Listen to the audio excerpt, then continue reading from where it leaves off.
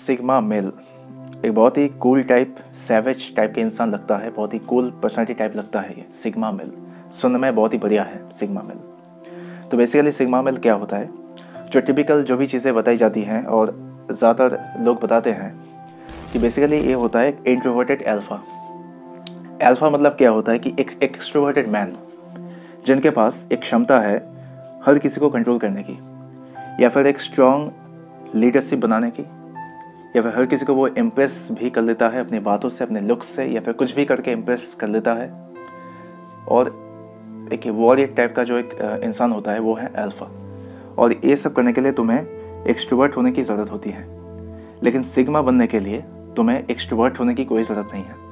ये टर्म जो है वो इंट्रोवर्ट लोगों के लिए है, एक इंट्रोवर्टेड अल्फा।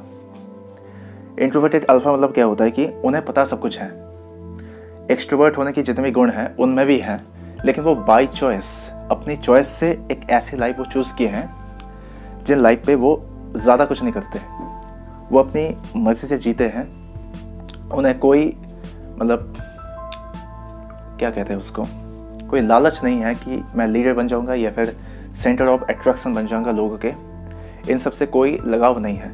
वो अपनी लाइफ खुद की मर्जी से जीते हैं, खुद वो जैसे चाहते हैं वो करते हैं।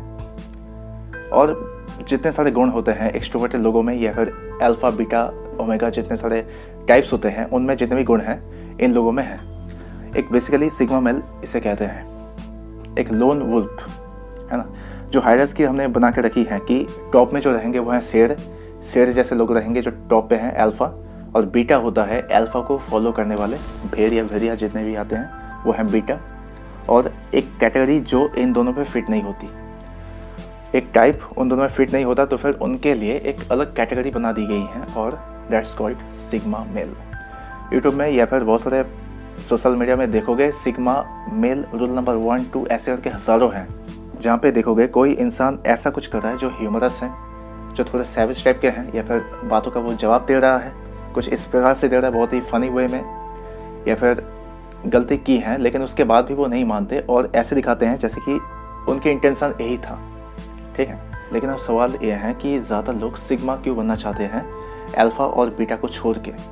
अगर देखोगे 5 या 4-5 साल पहले अल्फ़ा और बीटा को लेकर बहुत सारी चर्चा होती थी, लोग पागल हो गए थे कि किसी भी प्रकार से हमें अल्फ़ा बना दो, या फिर जितने सारे लाइफ कोचिंग वाले हैं उनके पास ये रिक्वेस्ट आती थी कि भाई हमें अल्फ़ा बनने के टिप्स दो, या फिर हमें बीटा नहीं बनना है। बीटा मतलब होता है नाइस गाई, और हमें नाइस गाई नहीं बनना है, हमें बनना है सैवेज, ताकि लोग हमारे बारे में एक अलग परसेप्शन बना ले।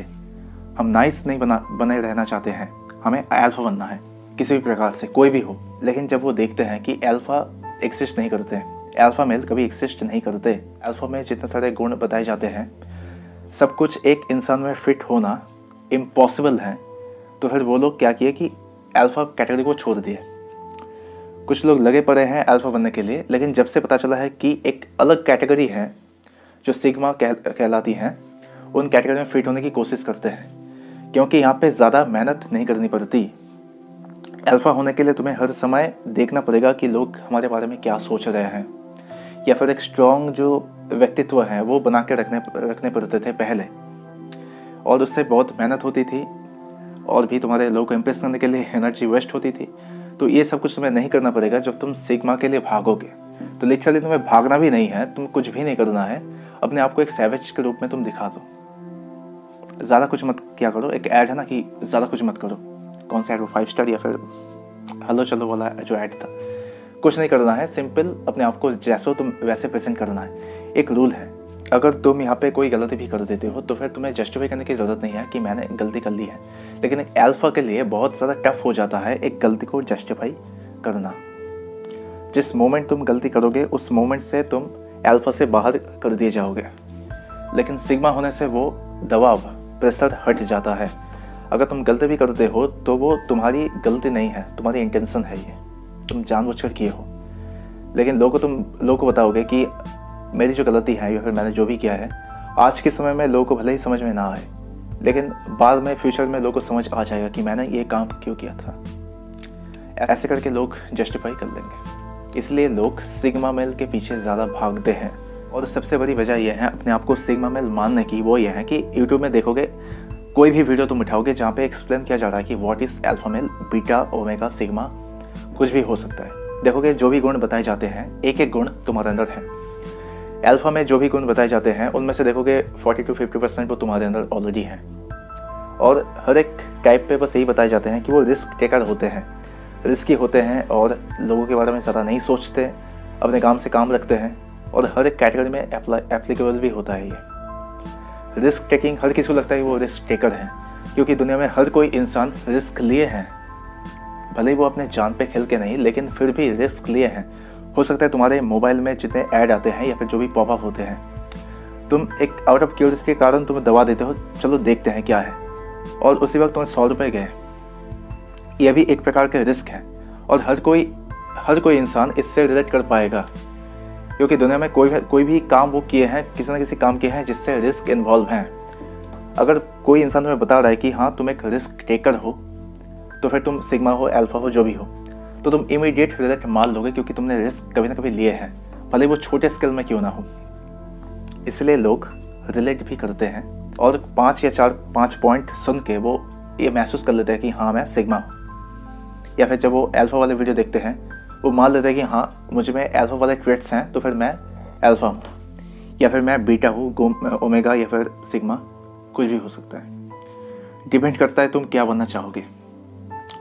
लेकिन एक सच बात यह है कि तुम देख के या फिर पढ़ के तुम पर्सनैलिटी डेवलप नहीं कर सकते। सच बात है ये, क्योंकि 70% जेनेटिक्स से आते हैं। तुम इस समय जो भी हो, जैसे तुम सोचते हो या फिर जो भी तुम काम करते हो, तुम्हारे सोचने का पैटर्न जो होता है एक जेनेटिक है, कुछ हद तक नेचर होता है और बाकी की चीज़ें नर्चर होता है। तुम किन परिवार में पले बड़े हो या फिर किन दोस्तों से तुम मिले हो, किन दोस्तों के साथ तुम मिलते हो, किस इंसान के साथ तुम बातें करते हो, हर एक चीज़ें क्या पढ़ते हो, क्या देखते हो, सब कुछ मैटर करता है। और इसी से डिसाइड होता है कि तुम एक कैसी पर्सनैलिटी तुम लोगे या फिर कैसा ट्रेट तुम्हारे अंदर आएगा, इसी से निर्धारित होता है। अल्फा मेल वाला चुतियापा मैंने एक्सप्लेन कर रखा है ऑलरेडी, देख सकते हो नीचे बॉक्स में है। और जितने सारी ऐसे स्यूडोसाइंस बताए जाते हैं, एनिमल को देख के एक ट्रेट बना लेना कि जो शेर होता है वो अल्फा होता है, जो भेड़ होता है वो बीटा होता है, जो उल्फ होता है वो तुम्हारे लोन उल्फ जो होता है वो सिग्मा होता है। एनिमल को देख के ऐसे परसेप्शन बना लेना ह्यूमन के लिए एप्लीकेबल नहीं है। एनिमल के लिए कुछ अलग रूल होते हैं, ह्यूमन के लिए एक अलग रूल होता है। जब से सिविलाइजेशन ग्रो की है तब से कुछ नई नई चीज़ें आती जाती हैं और लोग अपने अपने हिसाब से ऐसे कैटेगरी बना लेते हैं। हो सकता है 2 या 4-5 साल बाद कुछ और एक कैटेगरी निकल के आए, जो मेंटली अनस्टेबल लोग हैं उनके लिए एक अलग कैटेगरी रख दी जाए। कुछ भी हो सकता है। और ये सारे स्यूडोसाइंस जो भी हैं वो अंडर 20 के जितने सारे लोग हैं उन लोगों को टारगेट करके बनाए जाते हैं, ताकि वो लोग अपने आप के बारे में अच्छा फील कर सकें। सिंपल एक फील गुड बातें हैं और कुछ भी नहीं। लेकिन फील गुड लेके तुम ज़िंदगी नहीं चला सकते। अपने आप को बदलने के लिए, अपने आप की पर्सनैलिटी बदलने के लिए तुम्हें एक्चुअली काम करना पड़ेगा, उन पे काम करना पड़ेगा। लेकिन पहले से तुम अगर बिलीव कर लोगे कि हाँ मैं ये हूँ, तो फिर तुम कभी उन पे नहीं जाओगे, पर उनके बारे में अपनी जो खुद की जो पोटेंशियल है तुम उन पे कभी काम ही नहीं करोगे, क्योंकि तुम ऑलरेडी मान लिया हो कि हाँ मैं ये हूँ। तुम भले ही तुम अल्फा नहीं हो या फिर अल्फा जिस चीज़ को मानते हो वो तुम नहीं हो, लेकिन फिर भी तुम अपने आप को मान लोगे। और झूठा कॉन्फिडेंस लेके कोई भी जंग नहीं लड़ी जाती, सिंपल सी बात है ये। और जितने सारे कोचिंग वाले, जितने हैं लाइफ कोचिंग वाले, इन लोगों को टारगेट इसलिए करते हैं क्योंकि वो एक ऐसे स्टेज में हैं, ऐसे समय पे हैं जहाँ पे उनके लिए वो बेसिकली मानते हैं कि वो बड़े हो चुके हैं या फिर उन्हें सब कुछ आता है, बस एक रास्ता चाहिए होता है जाने के लिए। और ये रास्ता देते हैं कोचिंग वाले लोग, और साइकोलॉजिकल ट्रिक यूज़ करके जो बताते हैं ये हाँ तुम ये हो, तुम ये हो, इन पे विश्वास कर लो और तुम्हारी लाइफ ऑटोमेटिक एक्सपोनेंशियल ग्रोथ हो जाएगी। नहीं होगा, नहीं होगा। इतने सारे लोग हैं जिन्हें ये मालूम है कि what is alpha, beta, omega, sigma. कितने सारे लोगों को पता है ये। जो लोग इंटरनेट की दुनिया से एक्टिव हैं, ज़्यादा यूज़ करते हैं, उन लोगों में ये कॉन्सेप्ट है, लेकिन बाकी के लोगों में ये कॉन्सेप्ट नहीं है। उनको पता नहीं कि व्हाट इज़ अल्फा, अल्फा क्या होता है। ये तो ग्रीक अक्षर है और कुछ भी नहीं है। लेकिन तुम्हारे हिसाब से कुछ और है। तुम्हें लगता है कि दुनिया तुम्हें बस ऐसे ही देखेगी कि हाँ तुम एक अल्फा हो या फिर सिग्मा हो, ऐसे दिखेगी। तुम टैग लगा के नहीं घूमने वाले, तो फिर लोगों को पता कैसे चलेगा। अगर तुम कुछ कर भी रहे हो सकता है तुम बातों का जवाब कुछ और प्रकार से दे रहे हो या फिर कुछ ऐसा कुछ कर रहे हो जो ह्यूमरस है या फनी है, कुछ भी हो सकता है, लेकिन लोगों को ये बात कैसे समझ में आ जाएगी? लोगों को ये बात कैसे समझ में आएगी? तुम क्यों कर रहे हो? तुम अपने हिसाब से चल रहे हो कि हाँ मैं ये हूँ इसलिए मैं कर रहा हूँ, लेकिन लोगों को नहीं समझ में आएगा। तुम जिन लोगों से इंटरेक्ट करते हो उन लोगों के लिए एक गलत मैसेज कन्वे होगा। जो तुम दिखाना चाहोगे या फिर जो तुम बताना चाहोगे उन लोगों को समझ में नहीं आएगा, क्योंकि उनमें वो कॉन्सेप्ट नहीं है।